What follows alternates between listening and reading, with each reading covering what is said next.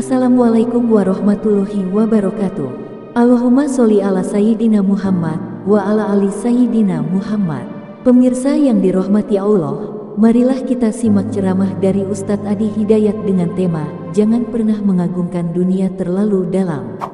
Sebelumnya marilah kita perbanyak sholawat minimal 1000 kali sehari, agar hidup kita penuh barokah dan mendapatkan syafaat kelak. Jangan lupa dukung kami dengan memberikan super thanks seikhlasnya. Marilah kita doakan agar Ustadz Adi Hidayat sekeluarga diberikan kesehatan dan kebahagiaan dunia dan akhirat.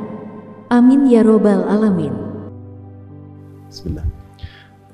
Ini indahnya tafsir ini nih. Bismillahirrahmanirrahim, halaman 41, nomor 32.202. Ini Masya Allah, riwayatnya dinomorin nih. Ya, sampai puluhan ribu riwayat untuk menafsirkan ayat. Qala al-muallif rahimahullahu ta'ala haddatsana Ibnu Abil A'la qala haddatsana Ibnu Thawr an Ma'mar an Qatadah mithlahu wa qawluhu yauma tarjuf rajifah. Adapun yang dimaksud dengan firman Allah yauma tarjuf rajifah, yaqulu ta'ala dzikruhu yauma tarjuful ardu wal jibalu al-Muzammil ayat 14. Ini yang saya maksud tafsir Quran bil Quran. Jadi kalau Bapak Ibu temukan ayat ke-6 di An-Nazi'at, itu bukan berdiri sendiri. Masih ingat rumusnya, rumus tafsir? Masih ingat? 500.000? 1 juta? Serius? 5 juta? 10 juta? Betul. Waktu habis. Habis. Habis waktunya, udah habis. 2S 1L. Ingat itu, rumus tafsir. 2S 1L. Catat, nanti kalau saya tanya lagi, sudah tahu jawabannya. Insya Allah saya tanya lagi, ya, tanpa hadiah. Itu 2S itu 1 siyak, 2 sibak, L-nya lihaq. Siyak itu ayat yang dibaca, sibak itu hubungan ayat yang dibaca dengan ayat sebelumnya. Lihaq adalah hubungan ayat yang dibaca dengan ayat setelahnya. Jadi jadi penafsir itu tidak main-main. Kita baca misalnya An-Nazi'at di ayat yang ke-6, yauma tarjufu rajifah. Di mana ditemukan kata yang sama, kata rajifah dan tarjufu di ayat sebelum An-Nazi'at, cari sampai Al-Fatihah dan cari sampai An-Nas. Cari ke belakang disebut dengan sibak, cari ke depan disebut dengan lihaq. Ayat yang disebut dengan siyak.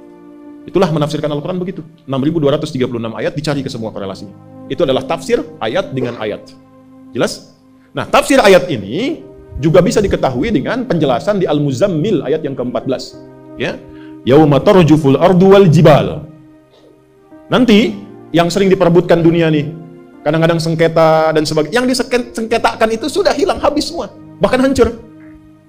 Ini ada sengketa tanah, perebutan tanah. Kata Allah, apa yang kau rebutkan itu satu saat yauma tarjuful ardu, tanah yang kau sengketakan hancur. Sekali tiupan, hancur. Dulu sami'na, dengar ayat, gak ada yang rebutan lagi. Wakaf, berbagi, secukupnya hidup untuk beramal. Luas beramal, boleh.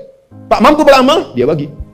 Karena dia tahu yang dipijak itu satu saat hancur semua. Tinggal persaksian yang dipijak itu bersaksi apa. Dulu sami'na, dengar, langsung taat.